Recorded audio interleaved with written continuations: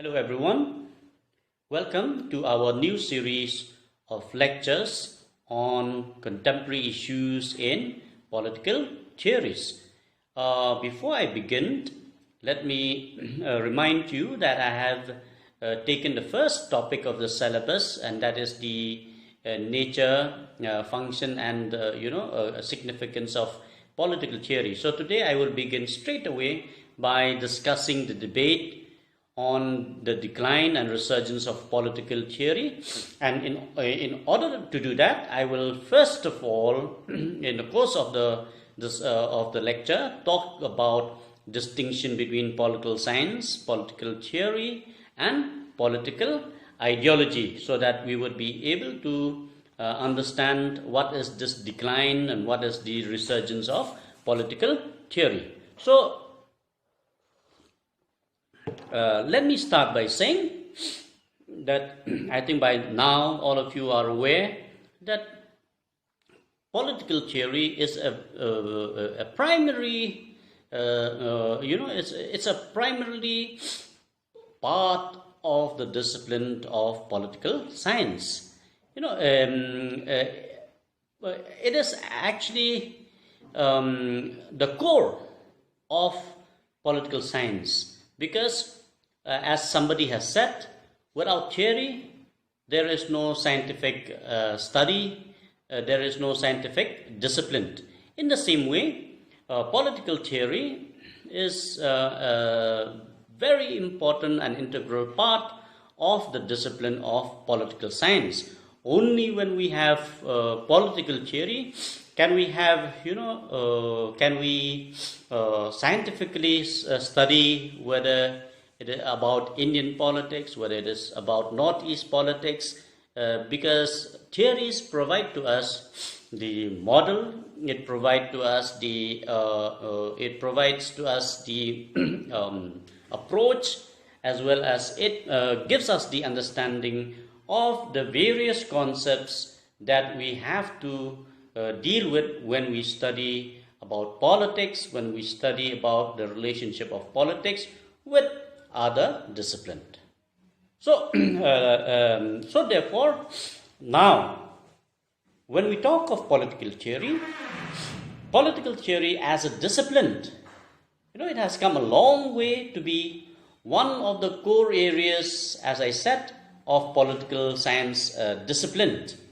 That is because in the past, especially before the before the Cold War period, and before the division of the world into two superpowers and so on and so forth, political theory was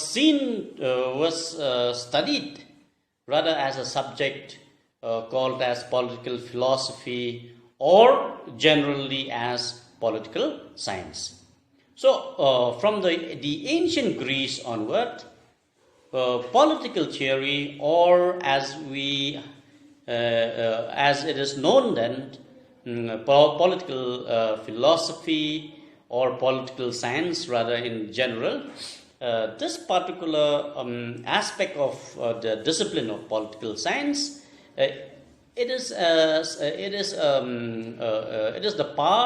the discipline which actually dealt with the fundamentals and the perennial ideas of political science. I think you understand by what I'm trying to say. What I'm trying to say is that without the fundamentals, without the perennial or the original ideas of the political science as a discipline, it would find it difficult to actually, be looked upon as a scientific discipline.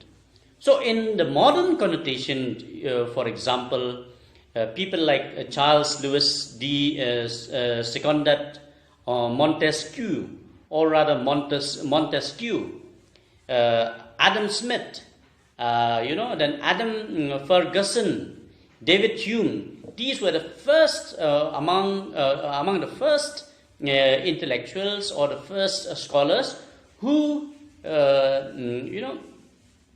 who actually tried to coin the term political science, or the study of politics and the study of the organization of the society, the study of the relationship of power with society as a scientific study, or rather they called it as political science. So for them, basically political science meant the science of the legislators. It is the science of the people who governed, the people who make laws. And therefore, this science basically meant for them that it is a scientific approach of the leaders, it is the scientific approach of the lawmakers, it is the scientific approach of those who govern the society to approach various issues pertaining to the way in which they would be able to govern the society. So basically, what I'm trying to say is that in the modern connotation, with people like Montesquieu, people like Adam Smith, then Adam Ferguson, then David Hume, political science assume a discipline which is based on scientific understanding and scientific approach. So therefore, when we talk of political theory, I can say that this term is most appropriate to be called, because it is actually a term to employ in order to critically explore the intellectual traditions of studying man's practical concerns, and also man's way of viewing the practice of his societal existence. So therefore, what is important for us to understand is, through the discipline or the sub-discipline of political science known as political theory, this aspect of political science is important to the political science itself, as it is being employed to critically in an intellectual way explore the intellectual tradition or the existing scientific tradition of actually understanding how man actually is dealing with the practical concerns that he is encountering every day, especially in his practice of understanding and dealing and adopting to the societal existence. So which means it is basically a way for all of us to understand as to how a society is being run in a smooth way so that people can coexist. So in that part of the study which tells us that this is the best way to govern, this is the way in which people behave, this is the way in which people are being organized, that and providing models as such. Therefore, this is the discipline, or this is the matter of concern of the political theory. So therefore, I can say that political theory, therefore, is science in the full sense. It is science in the true sense. So as I said earlier, there is no science without theory. There is no science without theory. So political theory is therefore part of political science, or it is therefore the science of understanding politics.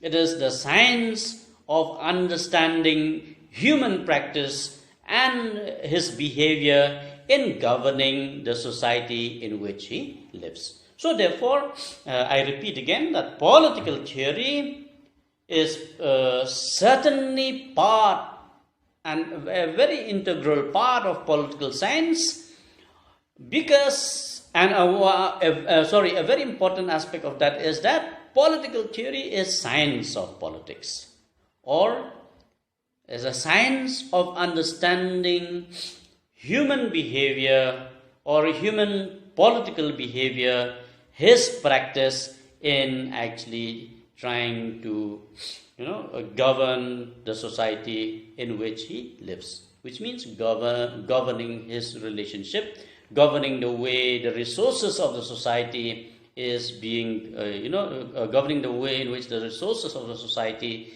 is being shared by all the members of that particular society. So it is certainly a full, certainly science in the full sense, science in the true sense.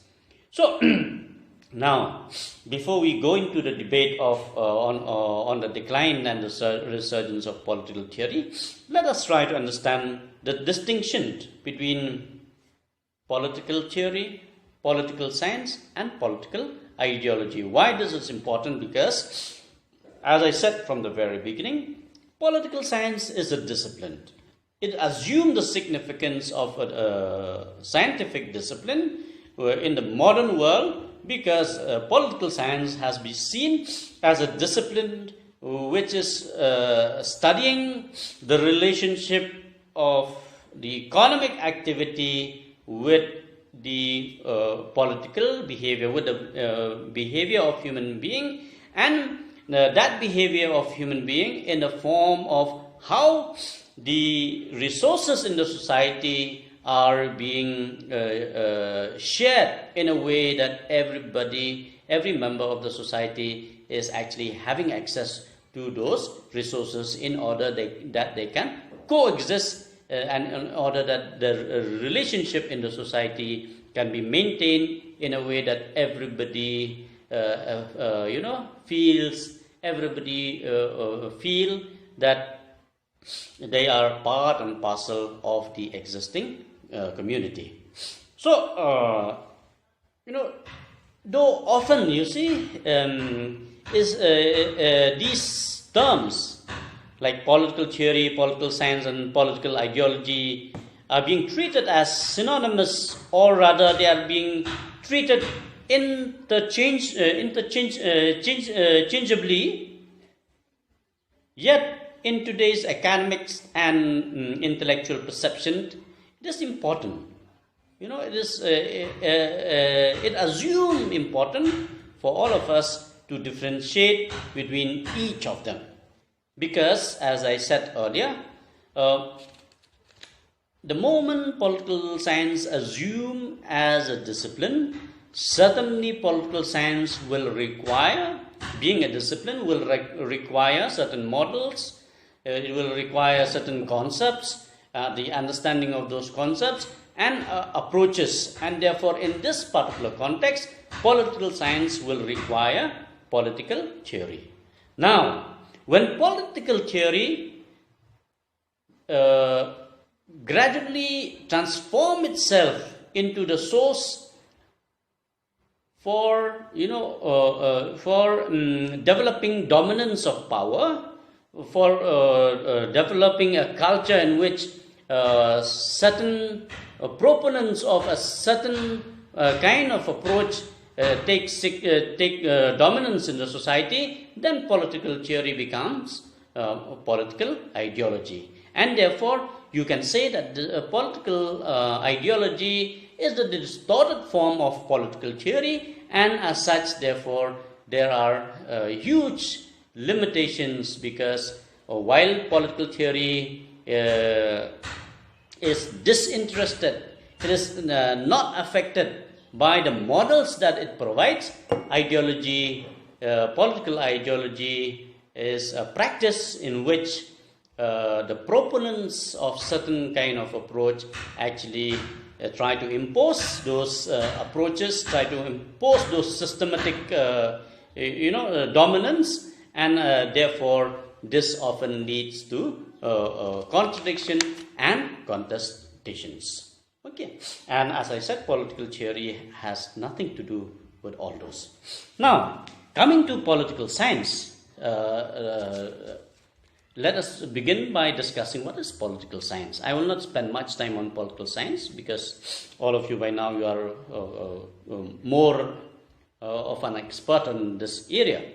So political science, as I said, is this the science or the art or the discipline, or even you can say the subdiscipline, whose role is to provide a plausible generalization and laws about politics, about political behavior, institutional terrains, and organizational aspect of those institutions. So that is political science. So basically, what is science is nothing but the discipline that provide to us the models that tells us that this is how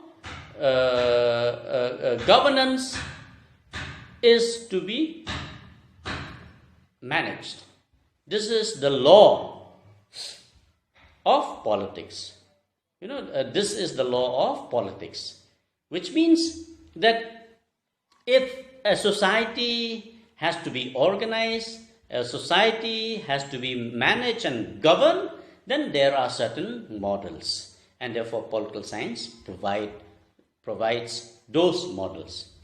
The political science also explains to us the nature of political behavior, and it tells us therefore that if this is the political behavior of people, then this is the kind of institution that you will have.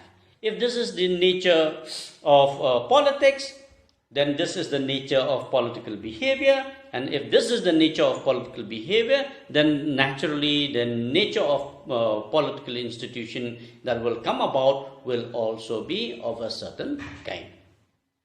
And therefore providing the law about this nature of politics is the role of political science. Now, political theory. What is political theory? Political theory, therefore, as part of political science, it is a reflection.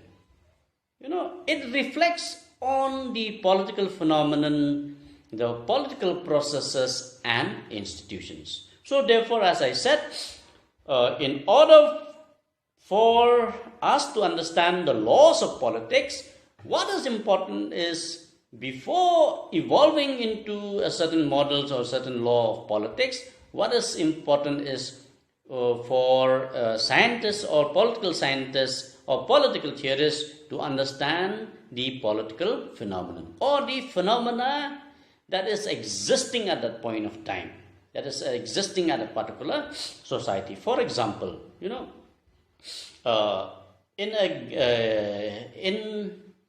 a society which is driven by ethnic politics, by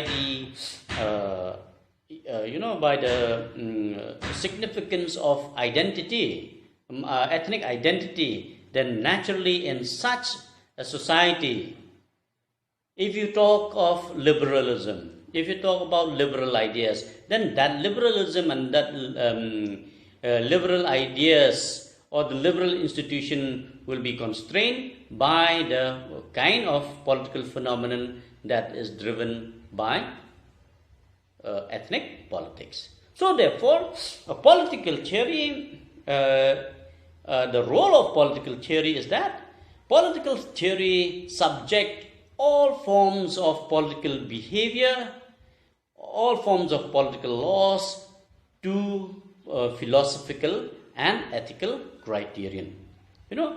It subjects all the all the existing institutions, the existing political behavior, to a certain philosophical understanding and certain ethical understanding.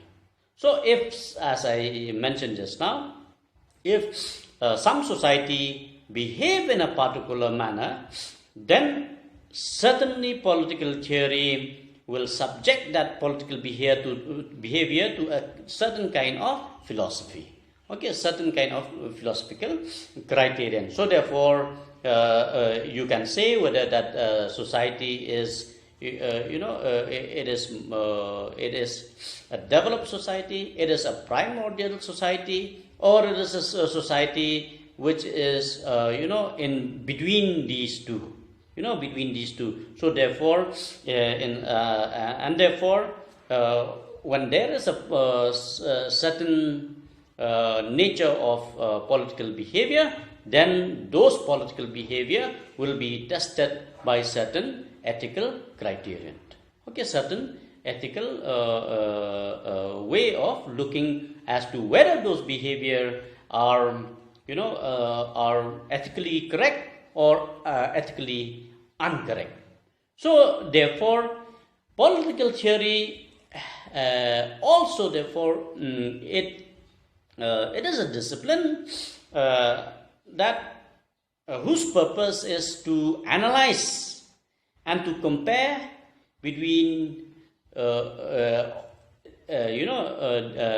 these things and to make account for the best political order and the most idealistic political behavior and also the most feasible institution for particular context or particular situation. So therefore, what political theory does is that it analyzes and compare between various forms of political behavior, between various forms of political laws, the nature of politics, and in the same way or simultaneously or subsequently it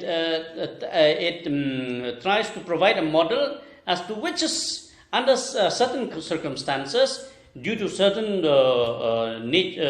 kind of political behavior, what is the most idealistic way of understanding the nature of political behavior, and which is the most feasible institution to deal with such political behavior for a particular context or a particular situation. So in this way, political theory also raises larger and more fundamental questions.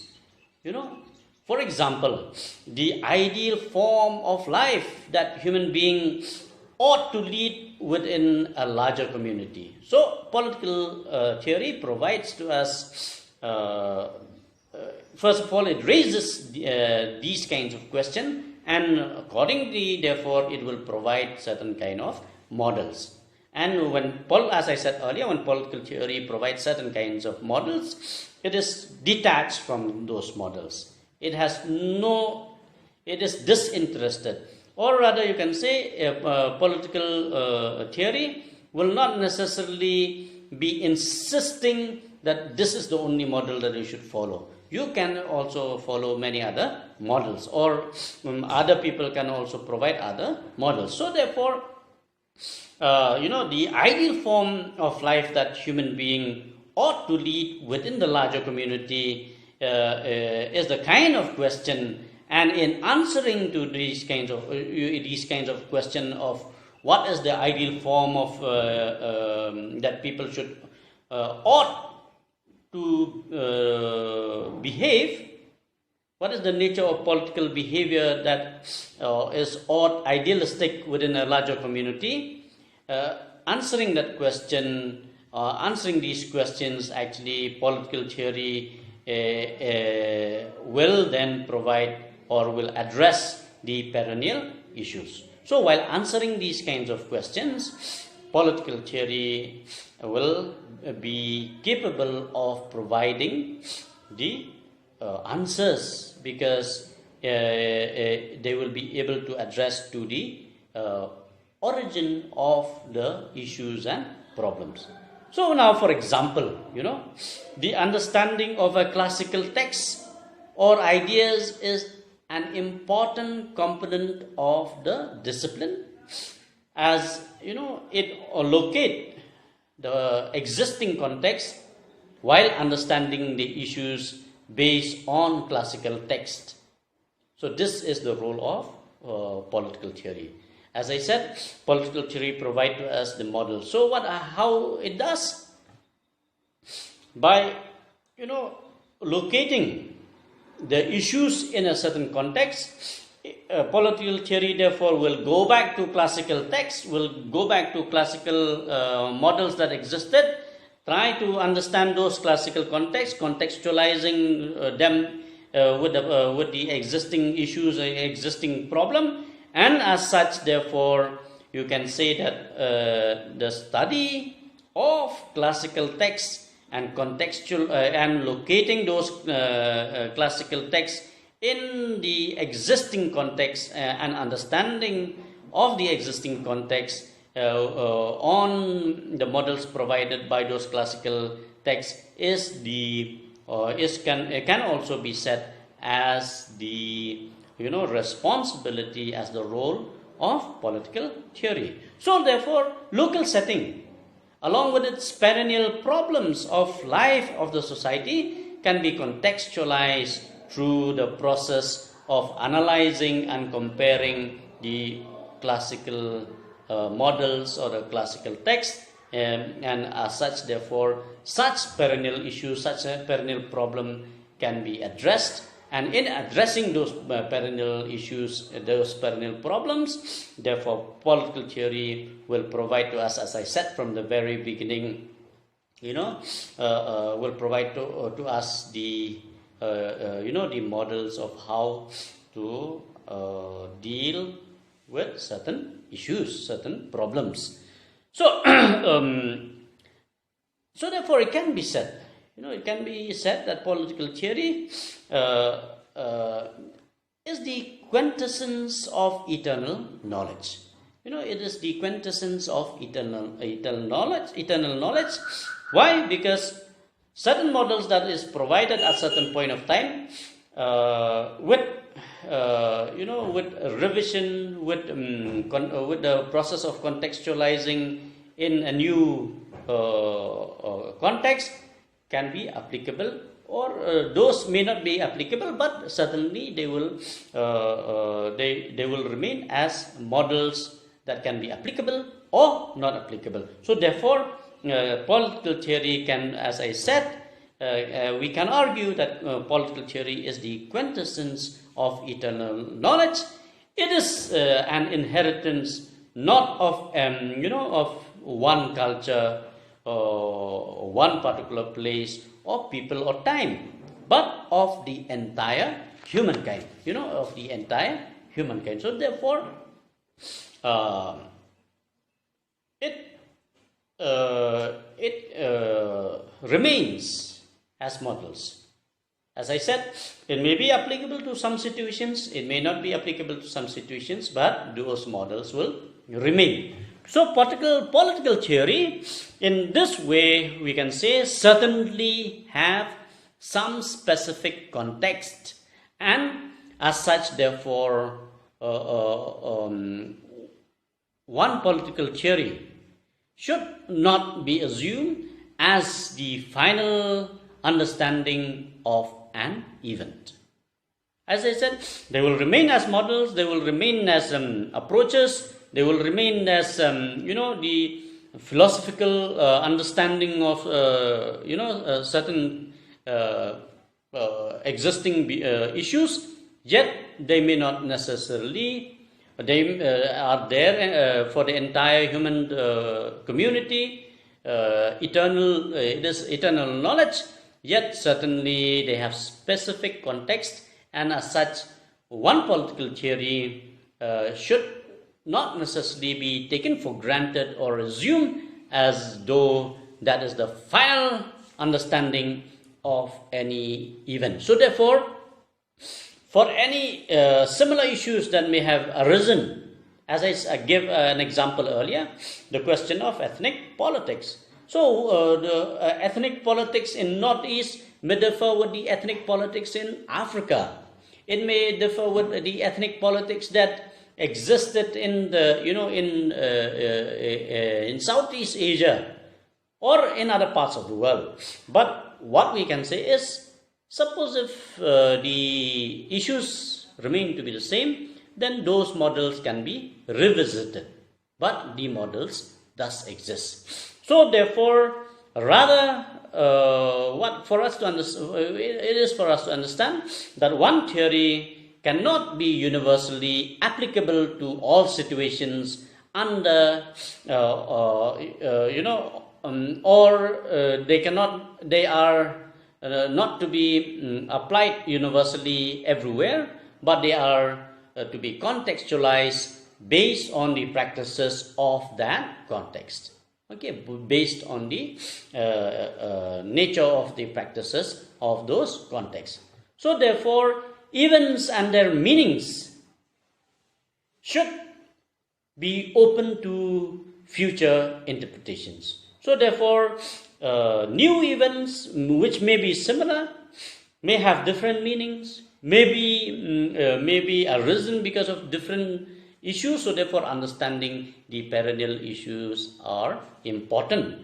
And as such, therefore, all political theory, all models provided by political theory and their meaning should always welcome future new interpretations from new viewpoint, and therefore each of those should be capable of explaining and analyzing from a particular standpoint or concerned in political life or in political behavior or in political institutions or whatever it is. So therefore, political theory, of course, must be critical in its endeavor, should have also the quality of providing account of politics that is above, those of ordinary people or ordinary events.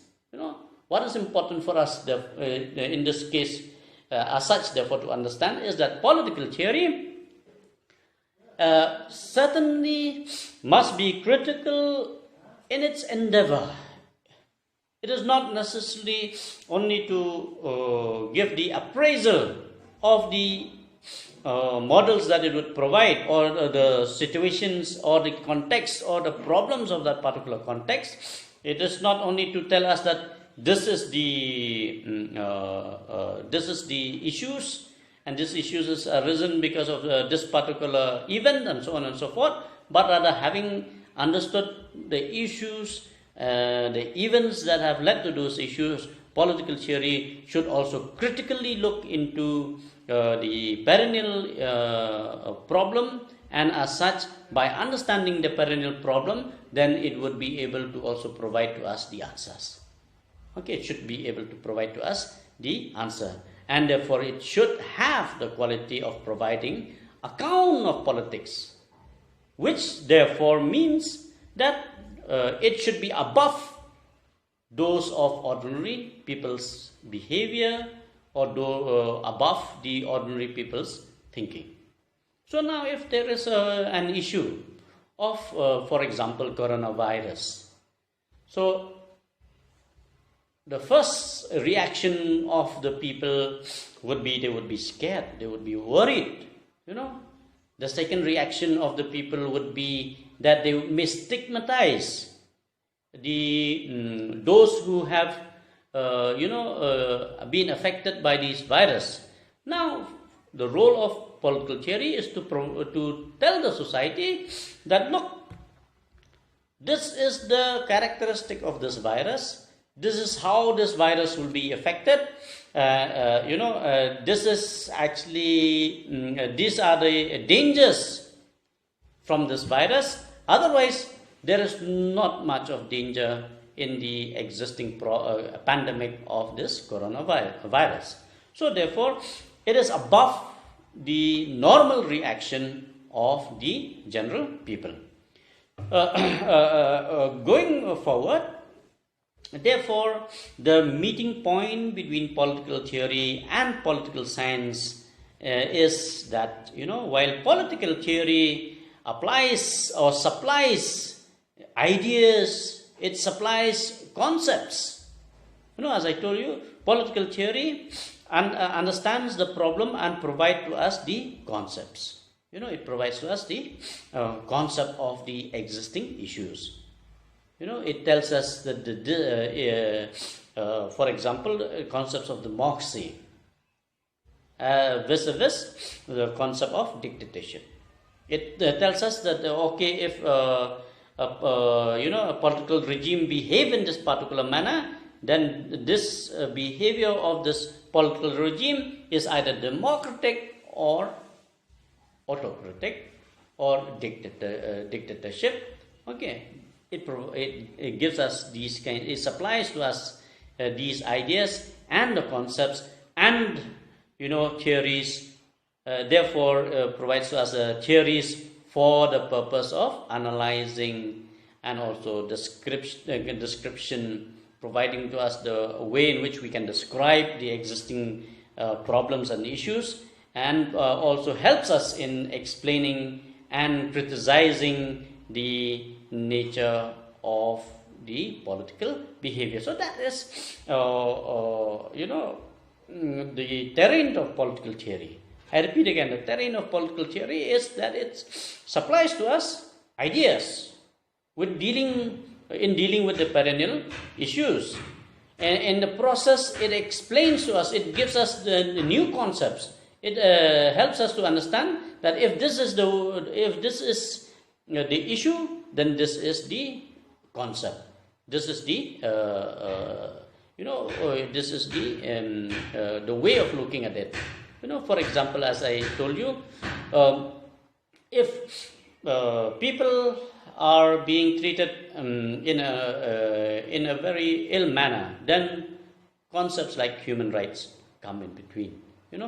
Then concepts of equality emerges. Concepts like liberalism, liberal behavior, all those kinds of things will emerge, and therefore theories or the political theory therefore will help us with the purpose of analyzing those existing issues, describing those issues, explaining those issues, and also criticizing the existing political behavior. That is the role of political theory. Now, political science in turn incorporates all these in the generalization of laws of politics.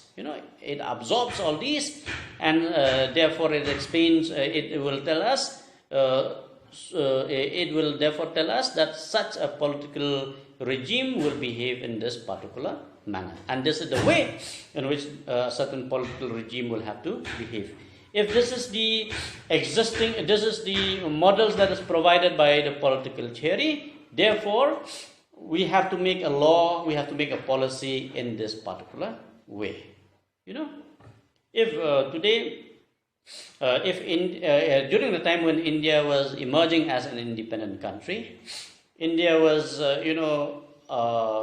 just came out of the clutches of colonialism. Therefore, with different models existing by that point of time, and the world tilted towards, the superpowers, India then, considering the existing models of world politics, India adopted a new method, that is the non-aligned movement at that point of time. That was important for the existing political regime at that point of time. Otherwise, India, which just came out of the clutches of colonialism, would probably be clubbed as a friend or an enemy. By not being part of these power struggles, India was seen as being more neutral. Okay, so therefore, the political science incorporates the existing models of a particular time, and in all these, therefore, political science try to generalize and to make and help the legislators to make laws of politics, to also understand the nature of political behavior, and to at the same way to evolve institutions and associations as and when needed at a certain context. So therefore, we must understand that there is no tension between the two, between political science and political theory, as they differ in terms of their boundaries and jurisdiction. Naturally, therefore we must understand that they differ in terms of their jurisdiction, in terms of their boundaries, in terms of what political science should do and what political theory should do. All right.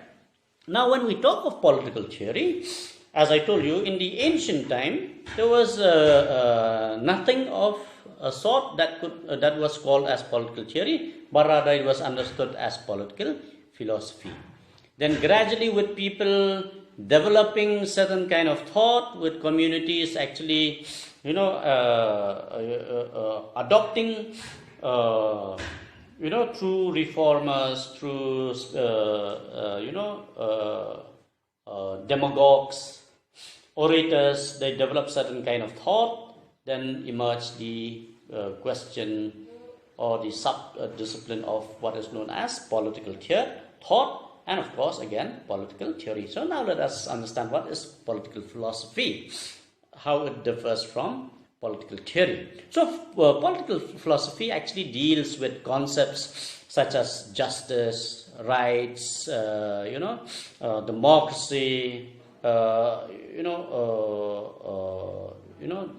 types of democracies, and so on and so forth. The kind of things that we have seen in the way in which people like scholars like Plato, Aristotle, Rousseau, and other classical thinkers provided to us. So it deals with, as I said, concepts. It deals with such as justice, such as rights, such as nature of governments, and so on and so forth. So the distinction between is and ought to be is, of course, the larger issues of political philosophy. So what is and what ought to be? What is my behavior and what my behavior ought to be? That is the terrain of political philosophy. We mean in the philosophical understanding, in the philosophical terrain, one has to see which is the best, which is the most ideal way of behaving, which is the most ideal behavior, the most ideal institution. For example, Aristotle talks about the types of democracies. Plato talks about the justice, which is the most ideal form of justice. Who is the philosopher king? These are the kinds of things that is dealt with by political philosophy. It is therefore certainly political philosophy is the normative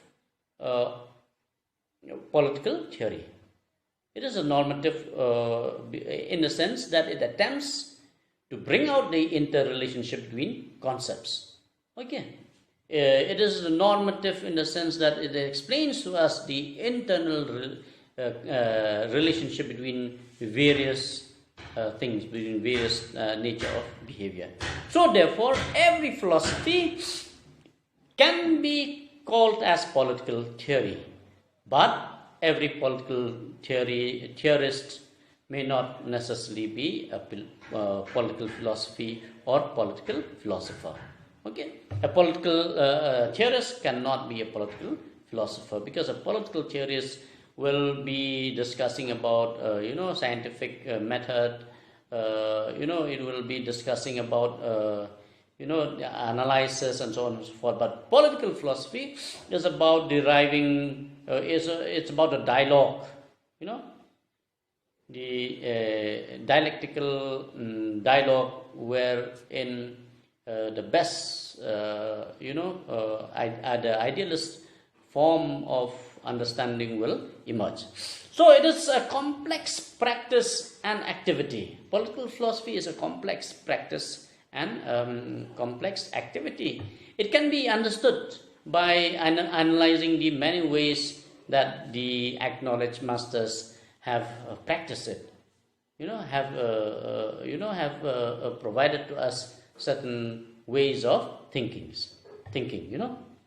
Now, coming to political thought, as I said earlier, various communities, they evolve various ways of thinking and imagination. And within a society, there are writers, there are demagogues, there are orators who may articulate their views through as professional politicians, as political commentators, as social reformer, or even as ordinary person.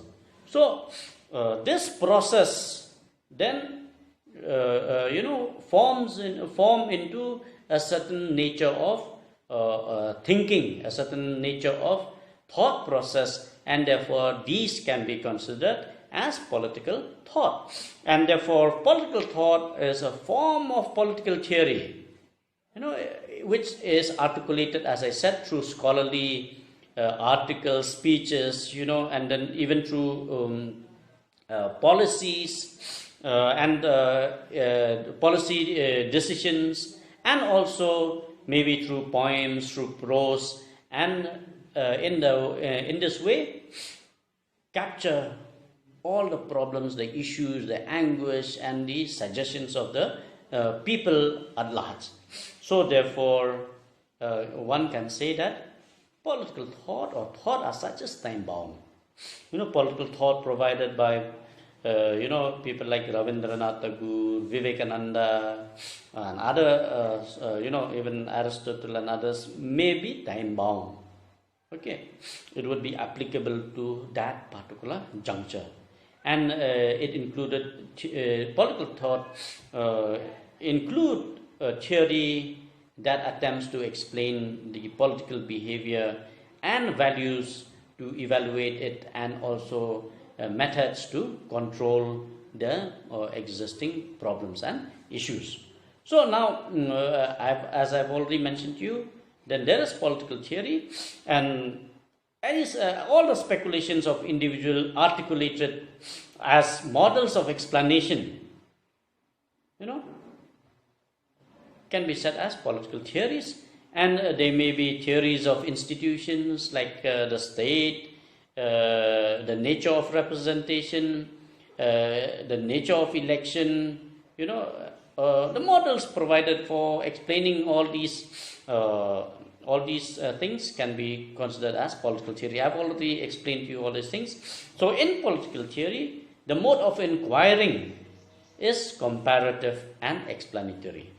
It is comparative. It is by comparing various existing problems.